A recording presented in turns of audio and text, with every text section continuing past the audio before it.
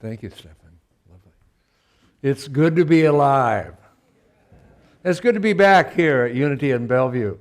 It's been 29 years since I've been here to speak.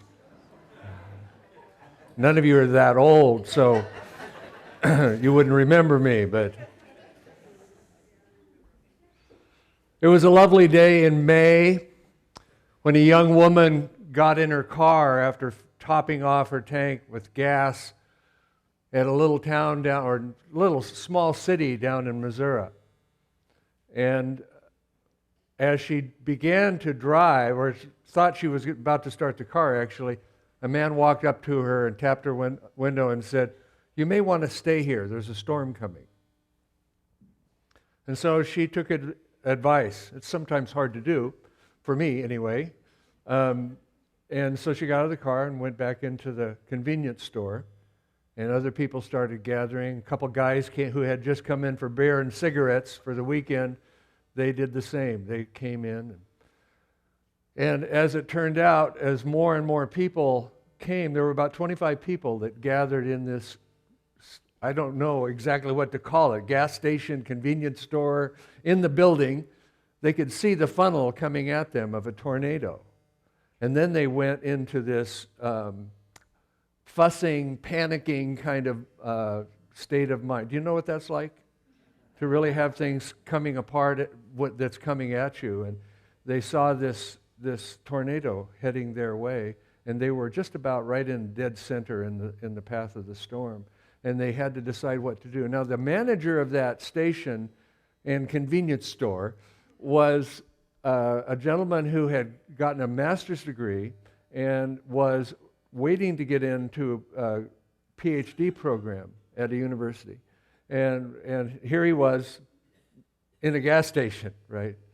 And so here they're trying to decide what to do, and people are saying, well, let's just lay down on the floor, or then there are all the windows. And so they finally decided and he decided, really, sometimes it's good to have the power of executive decision, right, moms? And said, let's go in the cooler. They went in the cooler, and they pulled the door, and then the storm rolled over them, and it sounded and felt to them as if a train was just right there. A big choo-choo was rolling over them, but it wasn't sounding like choo-choo, And as it just continued on and on, they all kind of got into this rugby scrum in the middle of the floor, and they were just like a pile-on, and when they were all down there, one woman is going, "Jesus, Jesus, Jesus, Jesus." She's chanting Jesus. And that is a sacred prayer, invoking the name of God in whatever tradition, Jesus or Allah or Krishna or Buddha or whoever, has incredible power. And that's what she was doing. Another guy is saying, down at the bottom of the pile, he's saying, "I love you, man," to his buddy he came in with. He wanted that to be known. "I love you, man." And this cacophony is going on inside, and the train is still rolling over them. And finally, when it passed and it got quiet, they were all there. Some were kind of squished.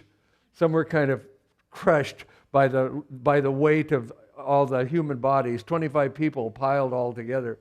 But they started getting up and untangling and unpiling, and they looked around, and they couldn't see. It was all dark except for a light at the corner where the vertical and the horizontal of the box they were in met. The door was jammed. They couldn't open it from the inside of the cooler, so they couldn't just walk out the door. It was jammed. So they helped the manager get up to the corner, and he was able to peel it back and let in light, as you were singing, light, and they were able then to get out. On that day, May 22nd, 2011, 158 people died in that town of Joplin, Missouri. You remember hearing about that. But those people didn't die. For many of them, that was a transcending experience, because it transformed their lives from just going to do something with the buddies, "I love you, man," What does that suggest to you, right? It's just hanging out with your pals or with your good friends. But it transformed. And in fact, the woman who told the story a year later was engaged to be married to the manager of that station. Now, that's a whole different story. That's a whole different story, and a different kind of transcendence goes on in marriage. And I have a little lapel here, flower, 2 roses from a wedding I did yesterday in Seattle. I want to tell you that later, the story about that, because it's even more profound than that one of Joplin, Missouri. We have the opportunity in our lives to go through all kinds of things, some of them good. And, we like to think in unity because of our use of affirmations and denials and prayers and meditations and study, those 5 main portions that really gives us an edge on how we can live our life in a positive and productive way, to be helpful and to be of service and to truly make a difference in the world and for ourselves, to make a difference within our families and so forth. But sometimes we have a crisis happening. A catastrophe occurs. You know the word catastrophe. It comes from the Greek word which means to turn. Catastrophe. And a word very similar to catastrophe is catastasis. Are you familiar with catastasis? Catastasis is the climax in the play or in the theater, in the drama or in the movie, the climax that leads to the resolution at the end. But it's all about the turn. It's about turning, making a shift in order that change happens that we can truly embrace and grow with. Marriage is like that sometimes. All kinds of things happen, but the opportunity is given to all of us, whether it's in a crisis or a catastrophe or a sense of loss. We have all things that happen. Because ultimately, I think we are here in this life in order to experience God, to experience and to share that divine nature that we are and that we all have within us, and to see it in other people as well. No matter who they are or what they look like or what they're doing, we all have that divineness. Father Thomas Keating, are you familiar with Thomas Keating? Great mystic, monk, who said, you cannot see God because when you are God, you cannot see outside yourself. Think about that. It's like being in the water. How can you see out of the water? When you're in the water, you are immersed in this divine essence. And plus, how much of your body is water? 90%? A lot. A lot. More water than solid. And so when we are immersed in this divine living spirit of water, of life, it is a part of us that flows and grows. So our project is not just to be better humans, as Father Keating said, but as friends and relatives would hope for us to be better people, but to be divine humans and to be so that no words can describe it, that we are divine human beings. But it's not just about us. All of these teachings, these true, deep spiritual teachings, whether they come from unity or whether they come from Buddha or whether they come from Krishna or whether they come from the latest, greatest Swami or wherever they come to us, they are not just about making our life better, but taking us to a point where we can truly be a vessel or a vehicle through which the light and the wisdom and the true essence of the teachings and the spirituality are expressed. We become a vehicle. We become a vessel. And that's what I think is so much. Otherwise, it's just about, if it's just about us getting more, being more spiritual, and it's about ego. And you know what ego is. Edging God out. I know you've heard that. Because I know some of my friends who are musicians like Charlie Sweet and Carl and so many others have sung endless songs and done concerts here, and Carl Anthony, and so many others. But it's really, it comes down to love, doesn't it? It really comes down to love. And love is that point of the center of who we are. You know, it's amazing how the design of our body is that really the heart, it's just a little bit above the pico. In Hawaii, they call the pico is the navel area. That's the center of gravity. But the heart is right above that, just a little bit. And that is having that in balance. So the heart, the center of love, is able to give expression, or we are able to give it expression in our life. Rumi, the great mystic from, he's from Afghanistan, but he moved to Turkey because his family was being harassed by the radical government of that time, the radicals. He said, inside a lover's heart there is another world and another. There's more, deeper dimensions within us. So we have this in unity. We see, you're familiar with all the idea of the Fillmores gave us of the 12 powers. I think there are more than 12 myself, because I think there are other principles and powers that are available to us, such as unity itself, and peace and oneness, but of love and faith and understanding, imagination and will and strength and power, order, elimination, life. What did I miss? Come on, you're a licensed teacher. Come on. Come on. It should be on your sleeve. My notes right here. But zeal. Thank you. Zeal. That's right. We have all this within us. If we don't get it, we don't go get God. It's all within us. All these divine ideas are up to us to give expression to in our life. Hafiz, another crazy mystic from the Sufi tradition, said, we add to ourselves or detract every time we speak. Our words turn into an entity and an energy field someone has to reckon with. And usually, that someone is us. You know the finger-pointing principle? When you point a finger at someone or something and said, that's the problem, you have 3 fingers at least pointing back at you, right? So our words add or detract from the quality of who we are in the life we experience. We're talking about the laws of manifestation. Just briefly, that's the laws of manifestation. If you want to know a really good book, anyone familiar with the laws of manifestation here? Or are you interested in it? Okay. That's not just about manifesting the kind of life in the world you want, but it's about using this incredible mind and incredible heart we have to co-create a life and a world that we deserve and that we long for. In the book Christian Healing that Charles Fillmore wrote, or it was a compilation of his writings, in 1906, I believe, was first published. In that book, in a very archaic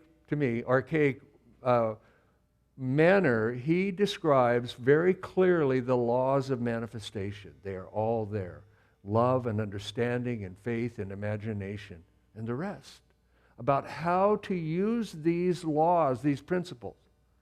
But there's so much more going on in our life and in our world than that and what we manifest. But it's more like you think about the law of relativity, Einstein's wonderful principle in physics, and that everything is relative, that we are all co-creating together all of the time. If you don't believe me, go drive a car down the interstate. Get on the interstate. You see how everyone is in this cacophony of co-creation at the same time. So you better watch out, right? Because you don't want to run into someone else's co-creation. Okay? Sri Sri Ravi Shankar is my favorite Swami. I met him when I was working in Hawaii and spent some time with him. Wonderful, wonderful being. He said, we convey more through our vibrations than through our words. We create more through our vibrations than through our words. Communication happens from a deeper level of existence. Yoga is uniting with that. You know what yoga means? Union. It means uniting. It means unity. So transformation of consciousness truly leads us to something greater within ourselves and within our world. And it can be wonderful. Disaster or catastrophe in our life, however, needs to be dealt with when it comes up, whether that is the loss of someone, whether that is the loss of a job, or loss of good health. The disaster can really make a difference. So it's important in order to make that difference, is to learn how to breathe. Breathe deep. Or, if you want to say it grammatically correct, breathe deeply. I used to be an English teacher. But I don't belong to the Society of English Teachers, however. So, 2 weeks ago, my dad died a month ago, I'll say. My dad grew up, he was a cotton picker back east or down south in Arkansas and Missouri, and then he joined the Navy and was on a ship in Pearl Harbor when it was bombed, and spent the next 5 years in a war and cleaning up after the war. A couple days ago was the anniversary of this end of World War II. Dad was on a ship heading to Yokohama Harbor at the time that happened. He wasn't present because there was a whole huge, massive fleet and he was en route at the time. But my dad had worked at Hanford for 37 years after working in the Navy for 6 years. And so after 43 years in service to this country, literally, he died of pulmonary fibrosis, which he contracted because he worked at Hanford with all the toxic materials. And he's one of thousands and thousands of people around the nation that have experienced things like that. But he had a good life. He had a good life. I mean, look at me. I like being alive. And my dad liked being alive. And one of the things he did was, about the time I graduated from college, he completed building a cabin with his hands, handmade cabin, up in the Blue Mountains by Walla Walla on Mill Creek. Now, this morning when I was coming over here from Seattle, I heard the news about the huge fire around Lake Chelan, that the 4 separate fires have joined and now are one massive fire, and that the rain we enjoyed on Friday had really created a lot more fires with lightning strikes, and that wasn't only in eastern Washington, but also down south of here. But at our cabin by Walla Walla, there was a Blue Creek fire going on, and that was just up on the ridge above our cabin. So I was really worried about our cabin. Dad built it, and we've enjoyed it for 45 years, and we were planning to have a family gathering there to spread his ashes. And my brother and his family, his daughters, and his wife and her daughters, and my kids were coming. I have a son in Beijing and a daughter in New York City and Brooklyn and a son in Santa Monica. And when we could all get together, we had this gathering, but the fire was still going on up in the ridge above our cabin. It was a few miles away, but I was really nervous, and I kept calling a number or looking online and seeing what the reports were. But it was clear. When we went there, we had the graveside service with the family minister. I couldn't do it. I couldn't do my own dad's memorial service. I would have been a puddle.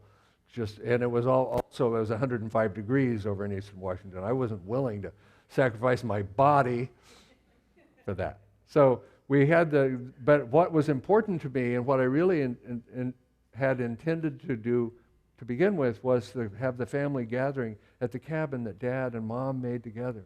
And so we were going there, and I noticed there was very little smoke coming from the fire. Could see just a wisp of smoke.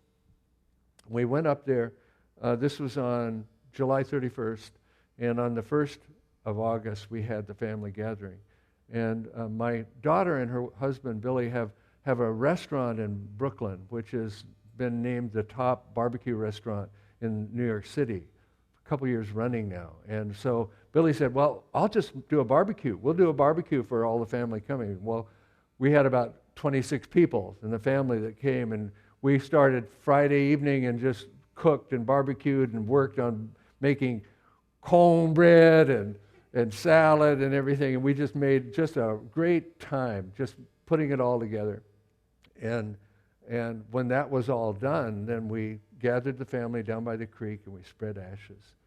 And that was really special. I mean, I don't know if you've ever done this, and it may sound gruesome, but I've done many times where I've spread ashes, even from the stern table of a ship in the ocean, where I spread ashes of people I knew or didn't know. But for my dad, it was extra special. And I just dug my hand down in this box, and I flung a handful out over the creek, and it was like particles of light were just leaving my hand. And it was just a gleeful experience for me. I was quite amazed. I don't know if you've experienced anything like this, but I was quite amazed at how joyful it felt to be releasing, because he had been suffering for several years and in such pain and misery, and just to release. And then settling down into the stream bed, I looked, and there were these particles of light. It was so beautiful. Then we went around to the back of the cabin and did the same thing at a plum tree that my mother had planted years ago. She had died 11 years ago when I was serving over in Hawaii. And so we put their ashes together, and it was really special. So after people got, all they wanted to eat and drink and so forth, and then they started heading back home or wherever they were going. My daughter and her family had to get back to SeaTac to fly to New York that night. So they headed out, and about 15 minutes later they come back, and my daughter jumps out of the car, and she's really animated, and she's hollering something about a dog. And sure enough, out of the back of their car, the rental car, jumps this Great Dane. This Great Dane that they had encountered on the road once they got down into Washington a couple miles. In Oregon, it's gravel, and in Washington, it's paved. And here was this Great Dane that was running lickety-split up the road. And they wondered, what's this all about? Her eyes were red, and which indicates that she was dehydrated, but she looked frantic. So they brought him to me. Wait, what's this? So we what are we going to do with this? One of the things my kids taught me a long time ago was not to say, no, we can't do that. Is to say, oh, what are we going to do about this? Or how are we going to do this? That was a transformation that I experienced, I'd say, in about 1995, 20 years ago. Okay? So we have this dog, and people started vying for who's going to take her home, because she was really a lovely dog, but she was really big, and much bigger than I'd say about as big as my wife. You know Jane, she's petite. So my niece and her husband decided to take him home to Richland, and we'll try to find the owner. So they took off, and it filled up their car. They took off and went into town. My daughter had left, and we're wondering, okay, what are we going to do now? We thought, okay, strategize, come up some. We went back into town. We thought we'd go to a shop and run off some pictures of the dog and put out posters and so forth. But as it turned out, my niece and her husband posted on Facebook, they found this dog. Another niece had seen on Facebook another posting about some people who had lost their dog, and just like that, through social media, they put them together and they found the humans that belonged to this dog.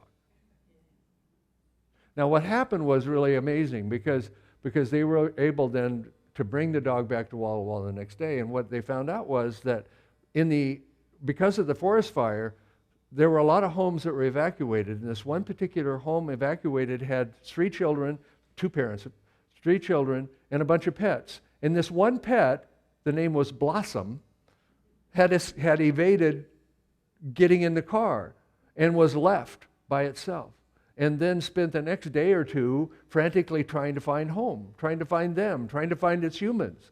Who's going to feed me? Who can I play with? Especially the children.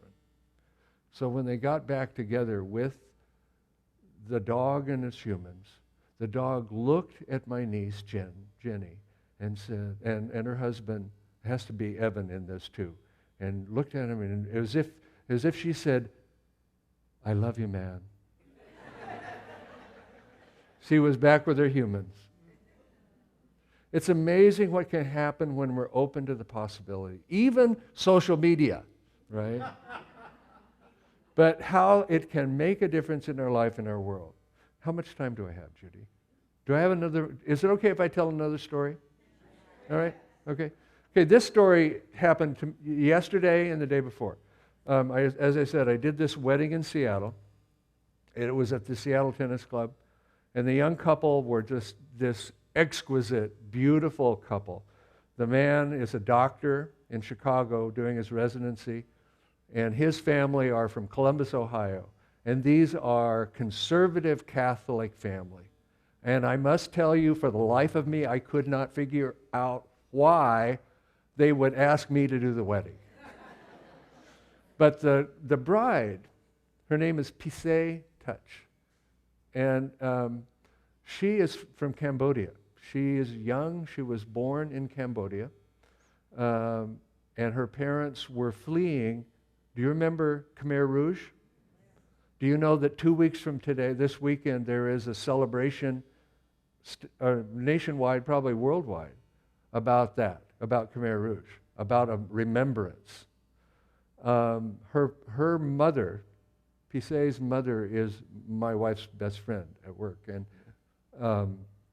she had told my wife her story of how she after graduating from college, she started working for a bank, and as she got her first paycheck, and she was going to take it and deposit it in the bank, when all of a sudden they were marched out of town and spent the next several years in education or re-education camps, encampments out in, killing fields. That was their experience. And Pisay was born at the backside of that, I think, when they were escaping up into to the hills of Thailand. And they were able to make their way over here, taking several years and getting to Seattle in about 1983, and then moving down to Olympia, where we live now in that vicinity. And so for me, the profound thing wasn't just that story, because I knew that story, but it was standing around talking to these old Cambodian gentlemen, some of them younger than me, who had lived through that, who had walked through that, who had lost brothers and sisters through the imprisonment and communism. And it was a real warped communism. Any kind of totalitarianism, any kind of, whether it's fascist or communist, it deprives people and controls and manipulates everything and everyone. That was their experience for so many of these people. And what the profound thing was, leading up to the profound thing, was yesterday morning we went to the Mayflower Hotel in downtown Seattle for a Buddhist wedding ceremony, because there was a gentleman there whose name was Hun, and he was a former monk. He had been a monk. He was a missionary sent to Seattle and as a missionary. And boy, when he told me that, I shook his hand. I said, "You are a Buddhist missionary? Let me shake your hand." And he and I really hit it off. We were talking. He wanted to know about Christianity, and I wanted to know about Buddhism, and we're going back and forth and back and forth. And I want to learn from you. You want to learn from me. And it was a wonderful, wonderful exchange going on. But yesterday morning, from 9:30 until noon, he was leading in this traditional Buddhist wedding ceremony that was so beautiful. And involved in that and around that, I was talking to and meeting all these people who had been through the killing fields. And yet, in the midst of all that and in the aftermath of all that, there was such a sense of compassion and of joy. Get that? Of compassion and of joy.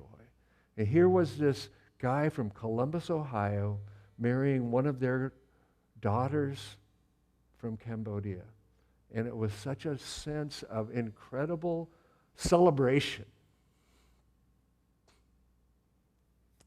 Excuse me, sometimes I get emotionally unstable. But such a profound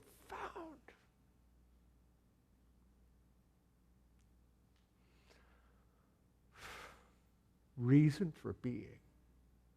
a reason for being together as family and as a community. And you know, you have that potential here as a spiritual community, as a spiritual family, to be unified with a sense of love and goodness. God bless you all.